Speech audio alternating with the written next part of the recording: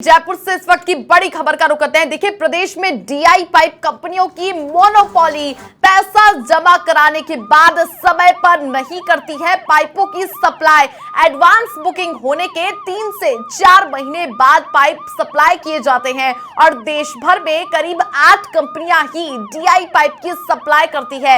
राजस्थान में आप देखिए कि 3 से 4 कंपनियां पाइप की सप्लाई करती है और इस बीच में देखिए ये कंपनियां हम आपको बता रहे हैं, टाटा, जिंदल, रश्मि और जय बालाजी डीआई पाइप्स की सप्लाई करती है और सभी पाइप कंपनियों ने आपस में एक मोनोपोली कर रखी है, जिसके चलते ठेका कंपनियों से ये मनमर्जी की दरें वसूली जा रही हैं और फिर अपनी मनमर्जी से डीआई पाइपों की ये सप्लाई की जाती है।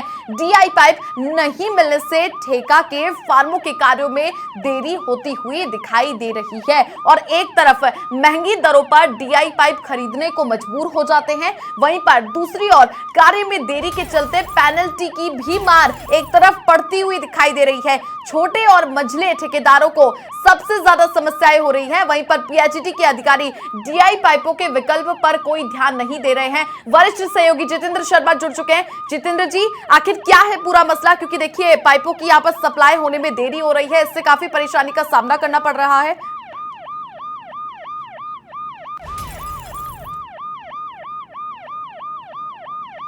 बड़े पैमाने पर डीआई पाइपों का उपयोग हो रहा है। देश भर में 8 कंपनियां हैं, जिसमें टाटा, जिंदल, रश्मि, जय बालाजी, इलेक्ट्रोथर्म है, इलेक्ट्रो स्टील है, ऐसे करके कुल 8 कंपनियां हैं जो पाइप सप्लाई करती है। उसमें से मेनली राजस्थान में 4 कंपनियां टाटा, जिंदल, रश्मि और जय बालाजी की ओर से सप्लाई की जाती है। अब इतने बड़े लेवल पर जो डिमांड है उसको पूरा कर पाना इन कंपनियों के लिए मुश्किल हो रहा है, तो ऐसे में इन कंपनियों ने मोनोपोली बना ली कि जो ज्यादा दरें देंगे उनको ही पाइप सप्लाई पहले किया जाएगा।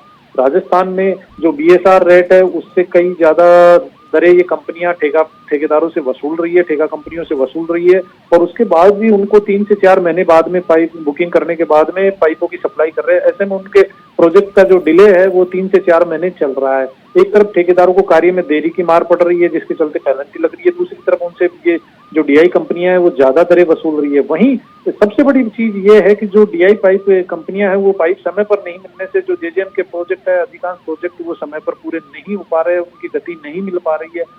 एमपी में भी ये समस्या हुई थी, तो एमपी ने डीआई पाइप अगर समय पर नहीं मिलते हैं तो वहाँ ओपीवीसी पाइप है उनकी मंजूरी दे दी है कि अगर विकल्प के रूप में आप डीआई की जगह ओपीवीसी पाइप काम में ले सकते हैं। लेकिन राजस्थान में बार बार जो ठेका कंपनियों द्वारा ये चीज विभाग के और सरकार के अधिकारियों के पास में रखी जा रही है कि साहब हमें डीआई पाइप या तो सरकार खरीद के ठेकेदारों को उपलब्ध करवाए या फिर इनको इसका विकल्प दिया जाए ताकि आसानी से पाइप उपलब्ध हो, तो वो प्रोजेक्ट समय पर पूरे कर सके, ठेकेदारों को कम दरों पर पाइप मिले। पाइप कंपनियों ने एक तरीके से मोनोपोली बना रखी है। मार्केट जो बीएसआर रेट है उससे 200-300 रुपए पर मीटर उनसे ज्यादा वसूला जा रहा है। ऐसे में ठेकेदारों पर ये जो दोहरी मार पड़ रही है उससे प्रदेश के ठेकेदार बुरी तरह से परेशान है, उनकी सुनवाई नहीं हो रही है और उन्होंने समाचार प्लस के माध्यम से अपनी ये बात प्रदेश सरकार के सामने रखी है, अपने जलदाय विभाग के अधिकारियों के सामने रखी है कि एमपी की तरह राजस्थान में भी इसी तरीके का विकल्प तलाशा जाए ताकि ठेकेदारों को राहत मिल सके। जी सभी।